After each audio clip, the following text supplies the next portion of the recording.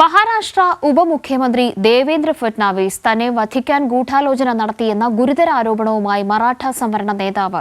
ആരോപണം ശരത് പവാറിന്റെയും ഉദ്ധവ് താക്കറെയുടെയും തിരക്കഥയെന്ന് ഫട്നാവിസ്.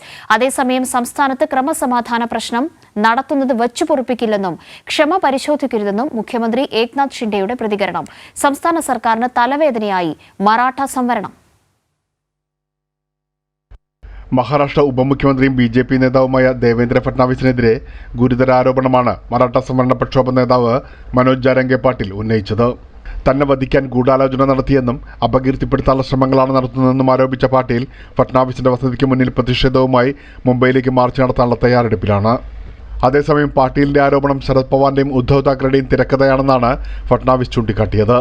आतापर्यंत उद्धव ठाकरे बोलत होते, ज्या स्क्रिप्टवर पवार साहेब बोलत होते, नेमक्या तशाच स्क्रिप्टवर तेच विषय जरांगेंनी का मांडावे असा माझ्यासमोर प्रश्न आहे. സംസ്ഥാനത്തെ ക്രമസമാധാന പ്രശ്നമുണ്ടാക്കുന്നതിനെ ചെറുക്കുമെന്നും ക്ഷമ പരിശോധിക്കരുതെന്നും മുഖ്യമന്ത്രി ഏക്നാഥ് ഷിൻഡെ പ്രതികരിച്ചു. या राज्यातली कायदा सुव्यवस्था बिघडवण्यासाठी जे कोणी जबाबदार असतील त्यांना बिलकुल सरकार पाठीशी नाही, माफ करणार नाही. മറാഠകൾക്ക് സർക്കാർ പ്രഖ്യാപിച്ച 10% സംവരണം നിയമപരമായി നിലനിൽക്കില്ലെന്നാണ് പാട്ടീൽ വാദിക്കുന്നത്. तुम्ही काय पागल समजता मराठ्याला? तुम्ही कसे अंमलबजावणी करत नाही? सगळ्या सोयरीची OBCतून आरक्षण तीच बघतो आम्ही. സംസ്ഥാനത്തെ എല്ലാ മറാഠകൾക്കും OBC കോട്ടയിൽ നിന്ന് സംവരണം നൽകണമെന്ന ആവശ്യമാണ് പാട്ടീൽ മുന്നോട്ട് വയ്ക്കുന്നത്. പ്രേംലാൽ, കൈലി ന്യൂസ്, മുംബൈ.